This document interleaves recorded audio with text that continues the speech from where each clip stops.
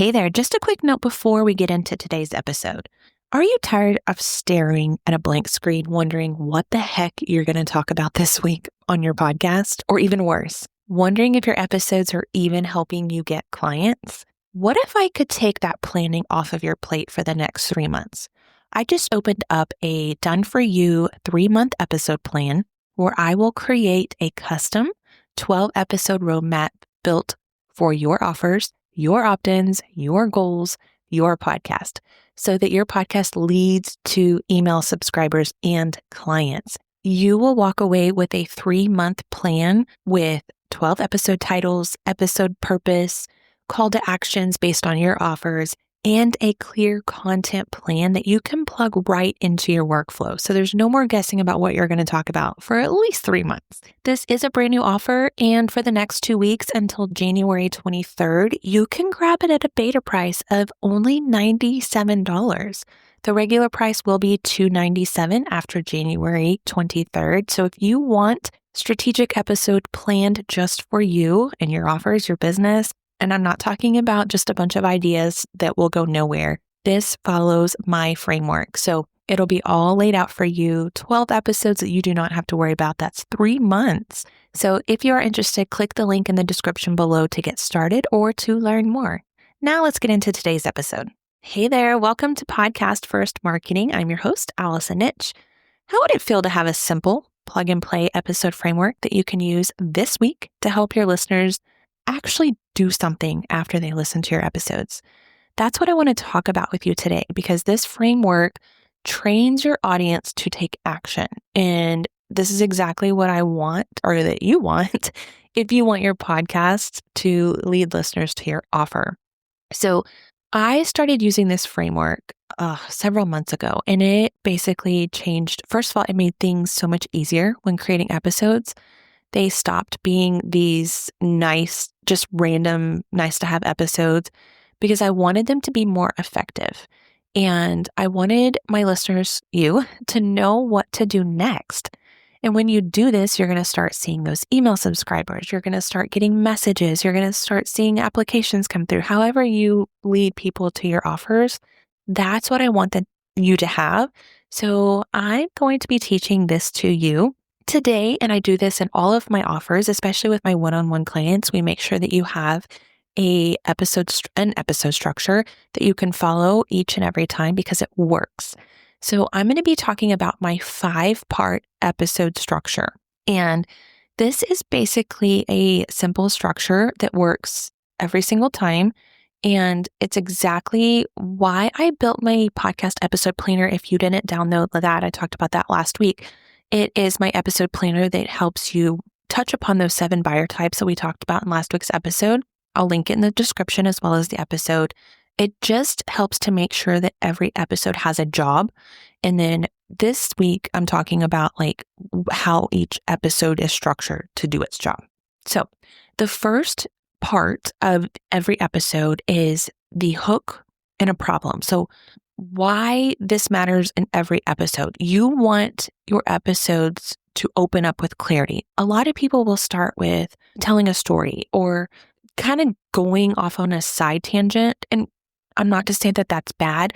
I'm just saying that we don't want that to be what you open your episode with, because your episode should start with, if your listener clicks on your episode, they should instantly know, what is that episode about? What's the problem you're addressing? Why does it matter to them? That's going to be the moment they decide whether to keep listening to that episode. You want it to relate to the title, because they clicked on the title for a reason. So you're basically reiterating why they're listening. They came to that for the title. You're going to give them that. So it has to be intentional and direct, and you want it to be centered to what they are looking for, which is what you titled your episode, right?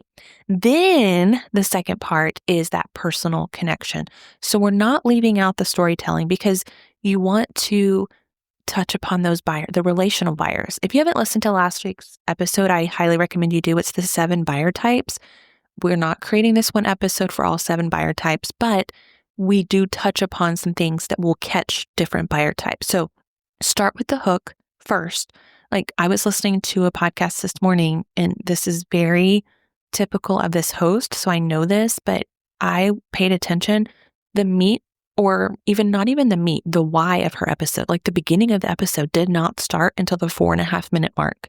I don't know how many listeners she's losing because it took that long just to even get to the beginning of the episode. So that's why I say start with the hook or the problem, reassure them that they're there for the right reason. They clicked on that title for a reason.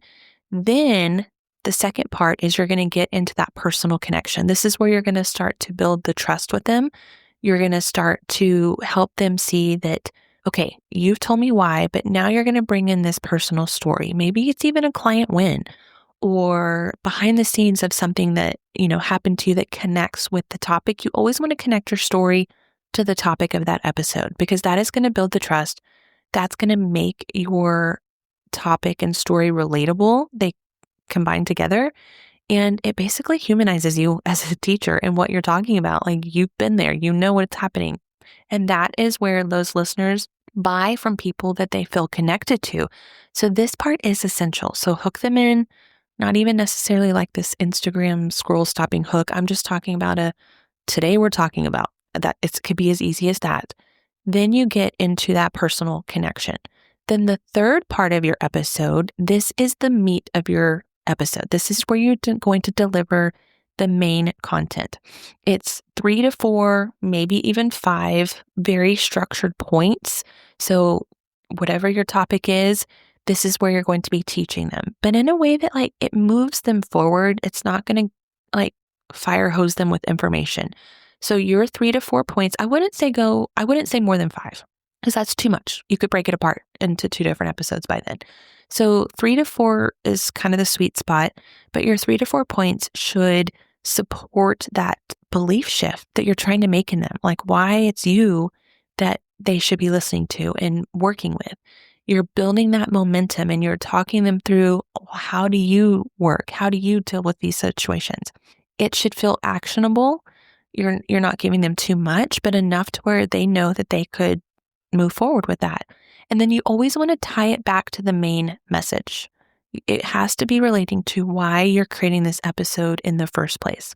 And that's what's going to keep those episodes focused, but yet very digestible because we want them to be binge worthy. I had an episode about this not too far back. I'll link it below. But it's how to create binge worthy episodes. And most of the time you are wanting them to keep listening to you because we are basically funneling them in to wanting to work with you. And if you are giving these very over the top episodes, well, they're not going to want to keep listening because they're going to think every episode's like that. And not to say you'll go off track from time to time. That's not what I'm saying. It's just that to try to keep it intentional, you want to create those episodes very digestible and focused. So 3 to 4 main points, that's the meat of your episode. Then we move into the fourth section, which is your call to action transition. This call to action section doesn't have to be this big formal call to action. This is just where you're gently guiding them towards the next step. And maybe that could be listening to the next episode. Maybe it's mentioning your freebie. Maybe this is the episode where you really want someone to apply to work with you. Or maybe you have a new product out or something. It's basically just giving them a little bit of a way to move forward with you.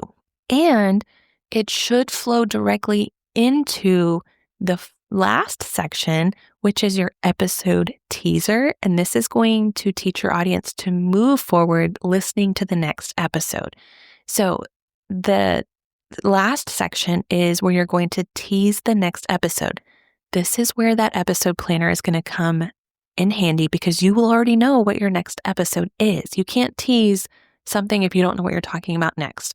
And it doesn't mean you've already created an outline for that episode. You don't have to know everything. You just have to know what topic it is because every episode should naturally lead into what is coming next. This is going to increase that bingeability that we talked about in that former episode, which I'll link below again if you haven't listened to it.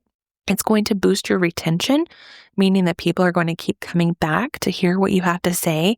And it's going to strengthen your listener to client journey because we are taking them through this journey to wanting to work with us.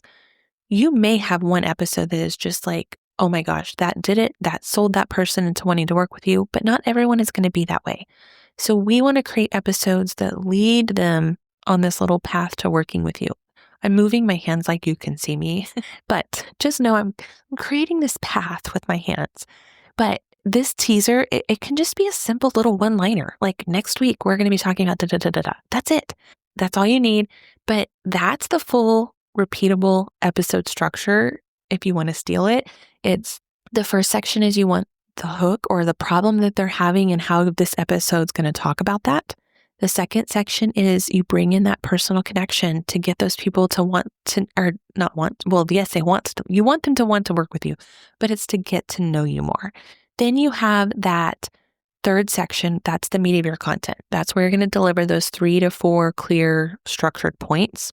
Then the fourth section is you have your call to action transition, where it's naturally moving them to the next stage, to something to do with you. And then your last one is where you are teasing the next episode. That is what's going to keep them wanting to listen to more of what you have to say and working towards working with you. That was a weird way to say that, but you get my point, hopefully. So that is the 5-part episode structure. And now here is my teaser for next week. Now that you have all of this, like we planned out, we talked about last week, the 7 buyer types. I told you about my episode planner and how you can build, and I will be creating an episode about that. But next week, I want to talk about something that every podcaster will face eventually. If you haven't already, it could be coming, and I want to help you avoid it, and that is burnout. I don't want you to be creating a podcast that is going to have you burnt out, not wanting to create anything else, because this can work for you. This podcast can naturally sell for you if done strategically. And I don't want you to get into this workflow of where you are just so overwhelmed that you just cannot create one more episode. So tune in next week. I'm going to talk about that, how to avoid it while still growing your show strategically, because you can't just stop. It takes time, and I want you to have that. I want you to feel that your podcast works for you. Even if you're not seeing it yet, I want you to have this knowing that it can work for you. And so in order to do that, we have to prevent the burnout. So come back next week. And until then, keep creating those episodes that move your listener one step closer to becoming your client. And I will see you then, friend.